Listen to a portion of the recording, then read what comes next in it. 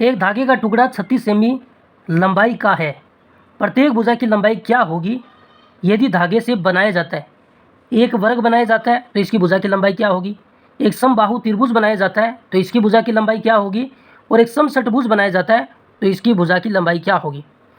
अगर हम धागे से एक वर्ग बनाएं तो हम जानते हैं वर्ग की चारों भुजाएं बराबर होती है। हम एक भुजा का मान निकाल लेते हैं। धागे की जो लंबाई दी गई है धागे के टुकड़े की वो 36 सेमी है।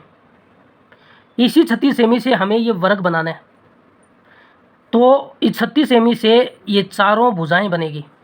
वर्ग बनेगा तो ये चारों भुजाएं बनेगी। अगर दूसरी आकृति हम बनाएं समबाहु त्रिभुज की, समबाहु त्रिभुज में इसकी तीनों भुजाएं बराबर होती है, तो इसी 36 सेमी से ये तीनों भुजा बनेगी। अगर हम तीसरी आकृति बनाएं समषटभुज, समषटभुज का मतलब जिसकी सभी भुजाएं बराबर हो। ये सारी भुजाएं जो 6 भुजाएं हैं वो इसी 36 सेमी से बनेगी, क्योंकि इसी 36 सेमी से हमें ये तीनों आकृति बनानी है। तो इन सभी भुजाओं का जोड़ क्या होता है? इन चारों भुजाओं का जोड़ इनका परिमाप होता है। तो वर्ग का परिमाप क्या है? वर्ग का परिमाप, इसका फॉर्मूला होता है 4 गुना भुजा। ये चारों भुजाओं का जोड़ क्या है? वर्ग का परिमाप है। और इन चारों भुजा किससे बनी है? 36 सेमी से बनी है। तो वर्ग का परिमाप कितना हो जाएगा?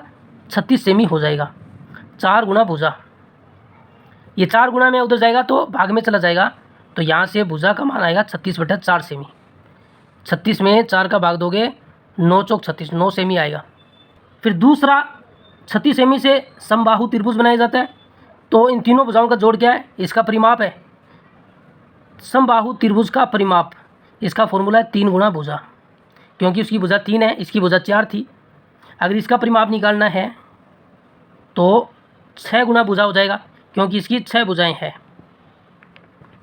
परिमाप क्या है? 36 सेमी होगा, क्योंकि इसी 36 सेमी से ये तीनों भुजाएं बनाई जाती है और तीनों भुजाओं का जोड़ परिमाप होता है।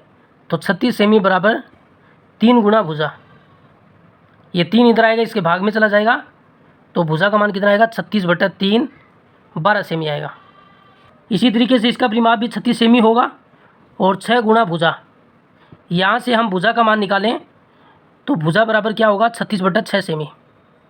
36 में 6 का भाग दीजिए तो 6 सेमी इसकी भुजा आएगी।